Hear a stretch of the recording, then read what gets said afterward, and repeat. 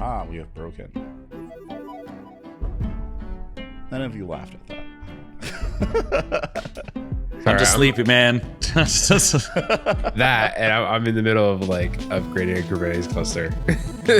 So I'm just walking through each node doing this. You know, I'm having fun. That's gonna be your on the thumbnail. That's what you're gonna be. Hello, viewer / listener. Welcome to the Fallthrough After Show, also known as Break, where we just, talk about what we just talked about and talk about anything we didn't talk about that we want to talk about. We're just gonna talk. This is the unstructured nature of it. So, how y'all feeling about that episode we just did? Honestly, pretty good. Yeah, I expected more discourse, I think, after I was preparing myself. You want more discourse? Okay. Did you know Omarchy uses the transphobic window manager? I saw that. Yeah, I saw that, and I didn't understand Wait, why. what's the window manager? Hyperland. The Hyperland community has been very tolerant of homophobia. And transphobia, and so that's the sitch. That's the rub. Yeah. That reminds me of the Erlang community and their tolerance of racism. Sometimes extreme. Yeah. Like, listener, if you don't know, there's a web server in the Erlang world called Cowboy, and the author has explicitly said that the reason he named it Cowboy is because cowboys kill Indians. And if you didn't know, Apache is like an Indian name. So he was like, "Oh yeah, that's so funny. We're gonna make it called Cowboy because So that's just steeped in problematic. And if you want even more racism, someone made a package manager and called it Coon. And he was like, "Oh yeah, this is short for raccoon." And it's like, "Oh, we all know." But that doesn't make it any less racist, thank you. But also, yeah. And then he was like, well, just because something's a slur in one part of the world doesn't mean that we should. Basically, there was a whole bunch of defending of why it's okay to use racial slurs as the names for libraries and tools. So, yeah. Okay. Go ahead. No, I was gonna say, I didn't know that about Hyperland until I think Stevie posted about it on social, I think. And I read the linked article. And then it's interesting too, because I don't know, is that I know DHH picked Hyperland. I don't know why he picked it. It's just funny. It's just one of those things where it's like, of course, Mr. Problematic also picks a problematic project. Cool is the level of thought I've given to it. I don't think DHH is specifically he's including rip grep in Omarchy, so he's got some Rust written software. So it's not purely I'm not suggesting that Omarchy is particularly a right wing Linux distro in order to there's. All right, we really want to turn the discourse level up here. It's his whole Britain for the Brits being about Britain is for white people stuff. It's not like he's saying this Linux distro is only for the non-wokes. I don't think he's operating on that level. It's just it's just a funny little haha thing. It's not a serious Talk about confronting cognitive dissonance. That's what is it? There's a town that they tried to make in the US that was there was a whites only town where they also were we're only going to use things that white people have invented. And I think I saw a TikTok saying that town has already failed. Because turns out a lot of stuff was invented by not white people. A lot of stuff was invented by not white people. Zero. Yeah. The concept of zero, not a white invention. Yeah, and also the whole reason your computer can fit in your pocket is because of a trans woman. So it's there's a lot of if you're gonna be an you're gonna be a racist homophobic person and trying to build all your software that hasn't been touched by non-white straight people, you're just not gonna build software. So also, historically, white supremacists are very happy to build off the labor of non-white people. So I would argue you're not even being ideologically consistent with yourself, because that's a thing that white supremacists love to do, actually. This is true. You wanted more discourse, Matt. I'm just giving you more No, this is fine. Like I said, I was in the middle of I'm like semi-distracted because I'm upgrading this Kubernetes cluster while I'm talking to you all. This is fine. This is what I wanted, because I don't know. Like I said, I also don't know why some like DHH chose Hyperland. Like, it's actually a good, like, yeah, I've heard good things about it. It is a good desktop environment. It's actually really nice. I knew nothing about its, community. Again, this is one of those things where I'm not in the community. I'm not in the Discord. I'm not in any of that stuff. I don't know anything beyond, Hyperland is a Wayland sort of tiling window manager thing. Great. And I don't know if DHH chose it specifically because it is anti-woke or whatever, or if he just chose it because it was like the best Wayland one that he can find in a reasonable time moving on the project. But like, you're right. It is kind of funny to see that in so many ways. And nor do I believe, I also don't believe Omarchi is like a Linux distro for the non-wokes or something. I think he generally just wants to get it out there for people and have a setup that's kind of, again, I think he's doing, he says it again about this project. Exactly. He's doing it for himself. And then he's just like, here's what I've done to make my own Linux web dev workstation. Here you go. I did it for myself. This is what I'm doing. Have fun. And then people are going in there saying like, I need you to do this for me. He's like, well, this is mine, not yours. Like, if you don't like the fact that Basecamp is preloaded, then take it out in your own install. Yeah. Which I think is a fair thing because, you don't owe anyone anything there. But yeah, I don't know. I've read a lot of his blog posts on these things, the Brit one, the Danes one, the couple, I don't know, there's so many, I forget which names they all were.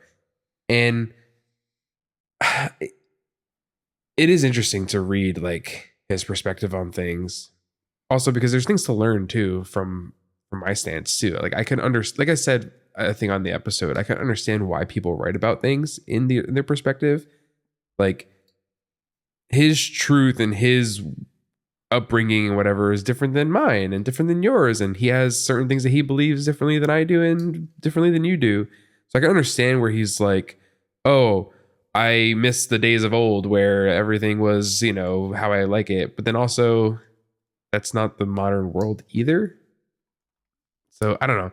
And coming from like my side of the world, I've seen it happen too. I have immigrants and non-immigrants that hate immigration and immigrants and non-immigrants that love immigration. And I'm like, oh, well, you were brought here by the process that you now hate. Yeah. So what do you mean? And then, but it's interesting to hear their thoughts because it's not, they're like, I don't know. They're not right and they're not wrong. And they're not even being an asshole sometimes about it. They're just speaking how they believe things. And it's interesting to learn from them and hear like, why actually do you feel this way? Like, what is the problem that you have with another Puerto Rican, or Puerto Rico's owned by the US, but you know what I mean? Like that another like person of coming from your country coming here, like what's the problem? And then you dive deeper and you start to hear some interesting like things. Sometimes you hear people that are just, on the level of racism, but sometimes you hear things that are like, oh, you just don't like the fact that people are lazy. You don't care what country they're from. You just don't like the fact that people are gaming the system or whatever. Okay, I see your core here. Mm. And with DHH, like I don't know where his core is, also because I don't talk to him.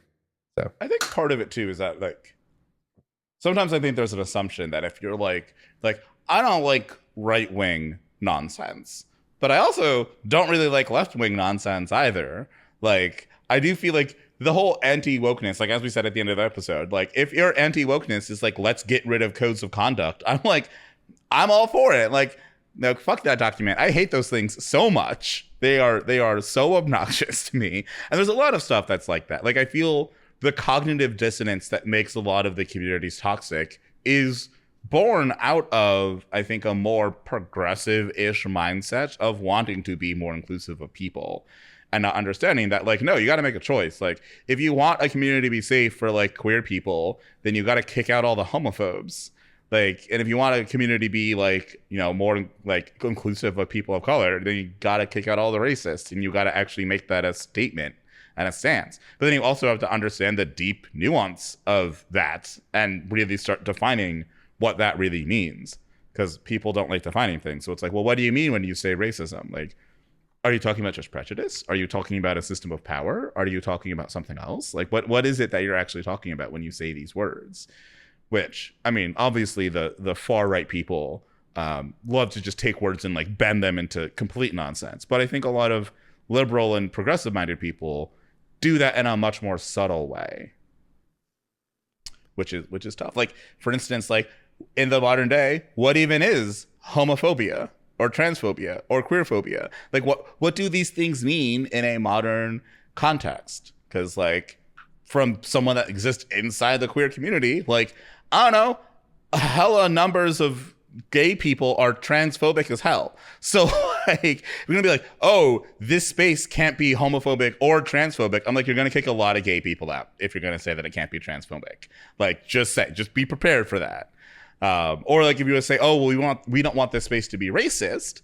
It's like, okay, if you're talking about the system of power that is racism, you're likely going to have to kick out a lot of people of color, because there's a lot of people of color that are very comfortable with the way the system works now. Or even, I mean, one could argue that like the thing that was mentioned in the episode about how a lot of people don't want to push back because like they have a mortgage and stuff.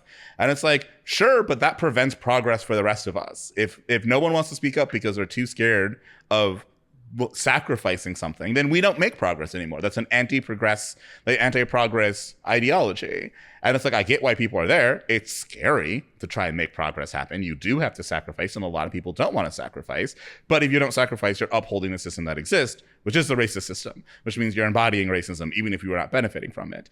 And if that's the system you're seeking to tear down, then those people also kind of got to go, right? So it's like, how deep do you want to go on your ideological, like, I would like to dismantle this problem? And like, how much does it matter in the space you're in? It's a very complex conversation to have. And I feel like none of the sides want to engage in that complexity, because all of them would have to face their own internal cognitive dissonance. And that, I think, more than anything, scares people. They don't like that. They do not like having to think about themselves. Yeah, and just admit that there are biases that we all have. And you're going to have to put them on the table if you want to have these discussions, like you're saying. Face that. Yeah. And people don't want to see that, because it's easier to like shout from the sidelines and write posts or whatever about someone like, this is wrong, racist that, or whatever. It's easy to do that without actually admitting like, oh, I'm actually racist too, to some degree. I there's a group of people that I don't like, or people have to face that. And it's true. We say it in like these, corporate trainings or whatever for hiring and for like sexual harassment and all that.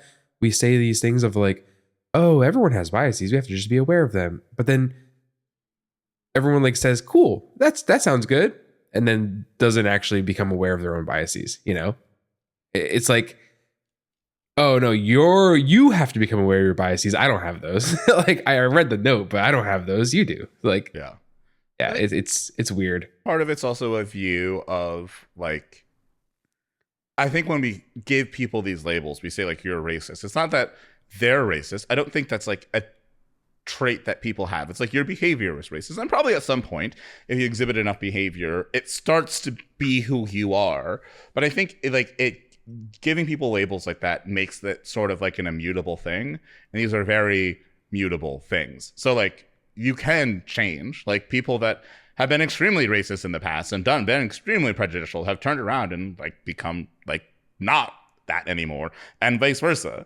So it's like, I think the whole assigning of labels and the whole like, this is who you are, and trying to put people in boxes, I think that's also part of the problem.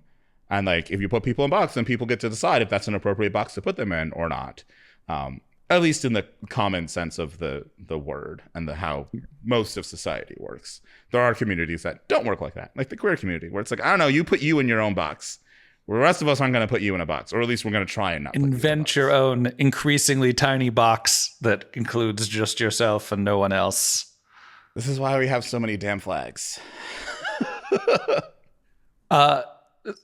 Funny random anecdote. I was in New York 2 weeks ago, and I was walking down the street, and I was like, that's a lot of pride flags. Like, what's going on over there? And I was like, oh, that's the Stonewall Inn. And I was wearing my Celeste shirt too, which is like extra funny. But like, it was just like, I didn't really think about it. I was just walking down the street. I was trying to get to the train and I was like, oh, okay, cool. Yeah. I mean, not that I'm upset for any reason, but like also that makes sense. I should have realized, oh yeah, that's right. This is in this neighborhood. Like, cool. Like, but it's just very funny because it was, Like, why are there, that'd be like going to like the Capitol and being like, why are there so many American flags around here? It's like, well, yeah.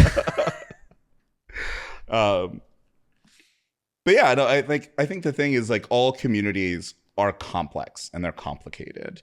And, you know, I think as individuals, we really want things to be a particular way. Like we want our communities to embody our own values, but it's like we are not communities and communities are not us. Communities are like a distributed system of abstraction of the people that are part of it.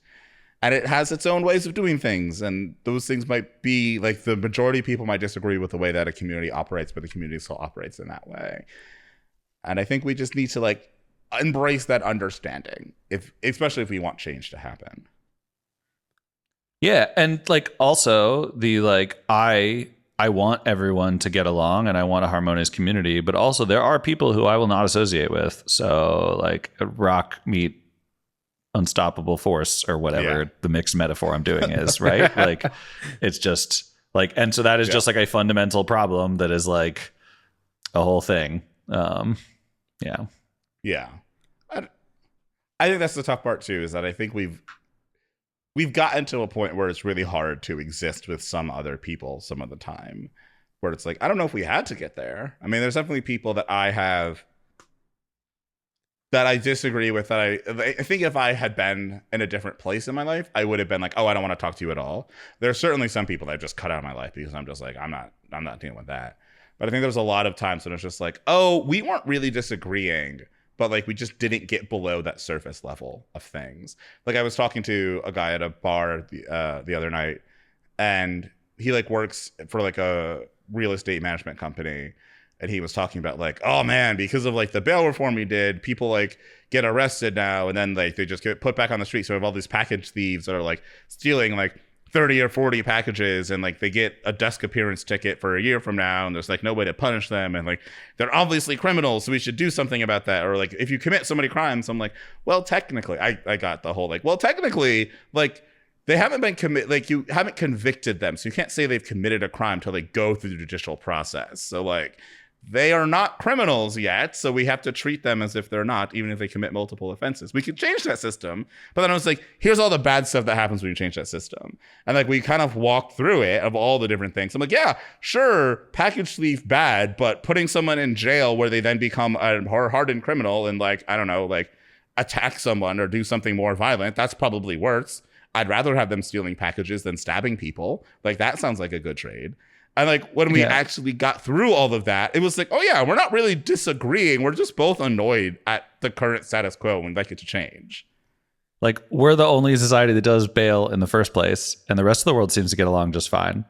And so wild tangent, but that's why it's the after show. There was some very famous murders that happened here in Austin in the 90s that just got a like docu-series made about them called The Ice Cream Shop Murders. It was 4 young girls were pretty brutally murdered, and it was very traumatic for everyone who survived, etc. Blah blah blah. They just figured it out like last week, and that's through like a large series of evidence, including some new DNA sequencing techniques, but other things as well that finally came to light. And like, that's like great because, you know, okay, we figured out who did it, but like 2 separate men served 10-year prison sentences over this, that they didn't do the crime actually because of like railroading and the police making confessions happen that weren't real and like all this other kind of stuff. And so like, yeah, just like, well, we knew they did it, so just throw them in jail. Like that means to a lot of innocent people suffering that did not do anything wrong. And so like, you know, like you can't give those people their lives back actually, because time is already gone. So, you know, it's tough. And like, that's, I mean, one of the biggest reasons for New York being like, we should get rid of cash bail is that there were an uncomfortably large number of people who would get arrested for a crime that even if they got convicted of that crime would have like maybe a 30 or 60-day jail sentence.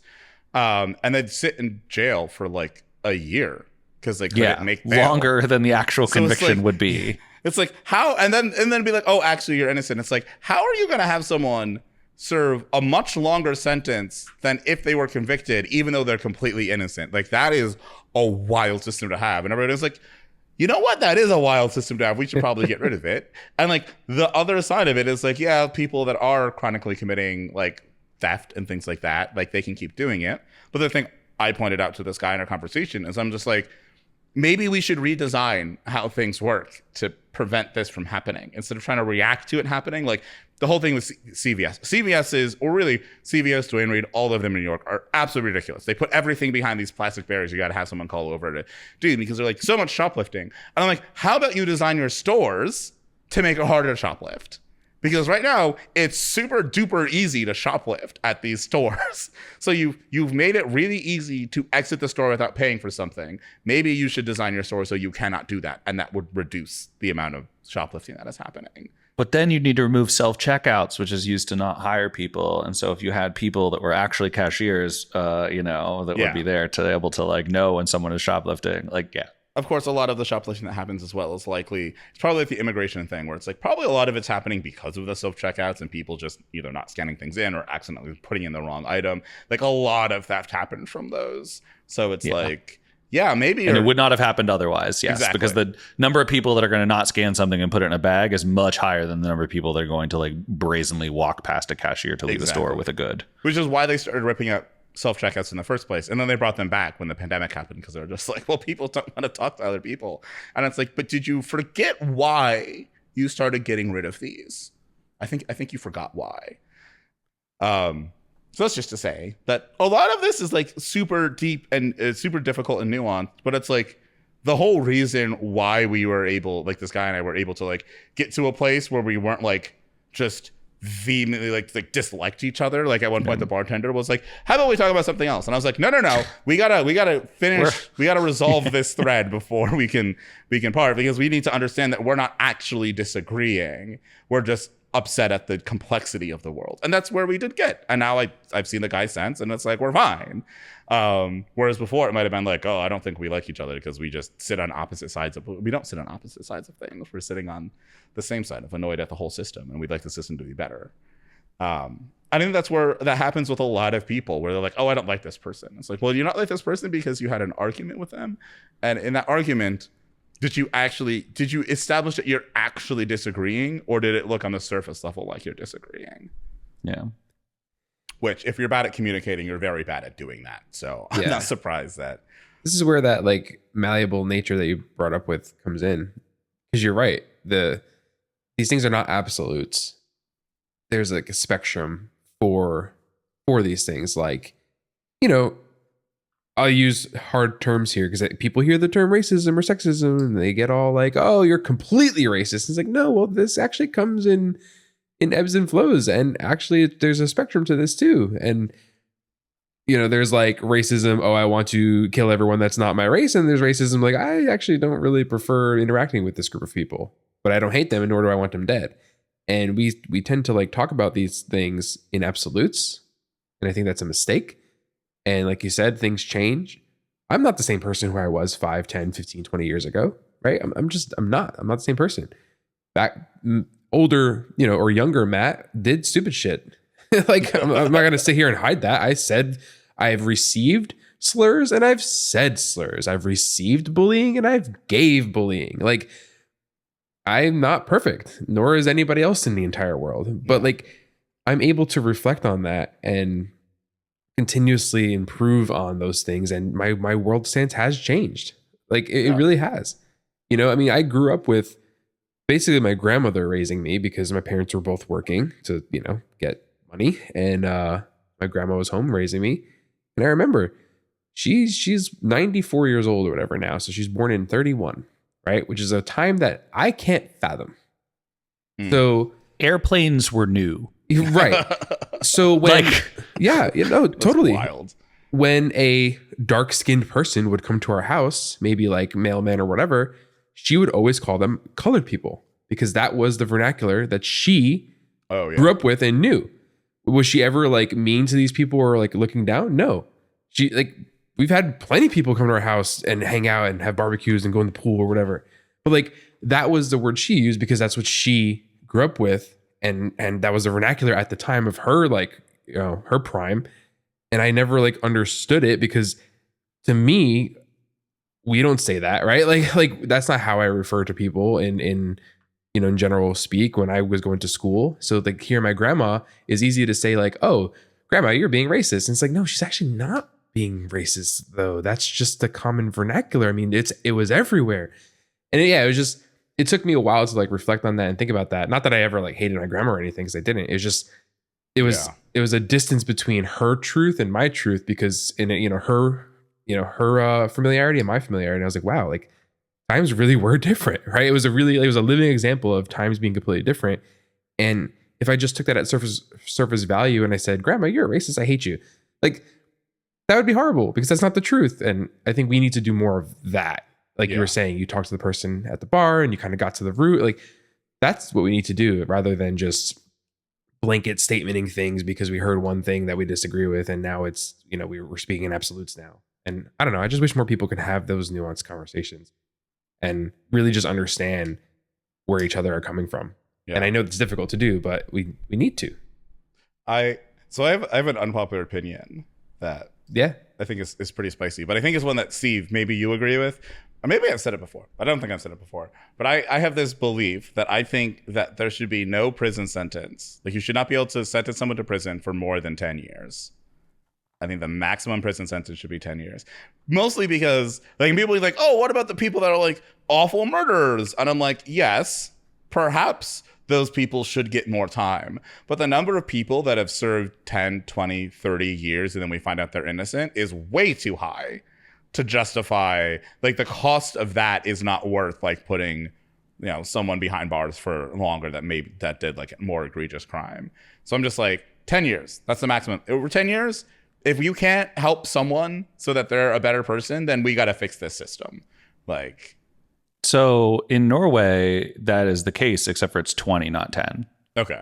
And the big challenge to that coming up very soon is Anders Breivik, actually, who is approaching the 20 years of his sentence. And so people are now having a lot of, in my understanding, discussion about the appropriateness of that because the idea of Anders Breivik getting let out is upsetting to many people. So I'm like more on your side than not, but I'm just saying also there's like a real world, like that is happening. Like it's not total, like people are like, how could you ever possibly do that? And it's like, well, that's how Norway's been operating for, I don't know how long, more than 20 yees, I guess. But like there are societies that do something similar to this. So it's not totally out of the question in terms of even realisticness. Because it's also just like how many people should suffer unfairly so that you can give what you feel is an appropriate punishment to others. And it's just like, I don't know. I don't think anybody should I don't think anybody that didn't commit a crime should have to sit in prison. Like, I think that should just be a base thing and according to our country and our founding documents, that's something we believe too. Like we shouldn't be letting innocent people, like we should, let 10 guilty men free to make sure that one innocent man doesn't serve time in prison, right? Like, or something like that. Maybe it's 100 guilty men. I don't know. But it's like, like we shouldn't be putting innocent people in prison. And certainly if it's like 10, like if you accidentally put someone in prison for 10 years, that really, really sucks. But at least they can still like live the rest of their life. It's not like 40 years or something like that. Also, police reform would help here because the cops really, really just they love railroading people. They're like, we know you did it. And it's like, how about you do your job and actually investigate and figure out who did it? Because like if you railroad somebody that's innocent into prison, that means the person that did the thing is still out there and could do the thing again, which is the whole reason why you want to put people in prison. Like, once again, the system doesn't make a lot of sense right now, and I'd really like it to. So that's why my unpopular opinion is that 10 years should be the max. And we also, like, what's the point of prison, right? Like, isn't the whole point of prison to, give someone a consequence for their actions and then give them the opportunity to, like, pay the debt of that and then be fine again? Like, isn't that the whole point? The purpose of prisons is to make money, man. I know. I mean, we had to replace that chattel slavery system with something. So yeah.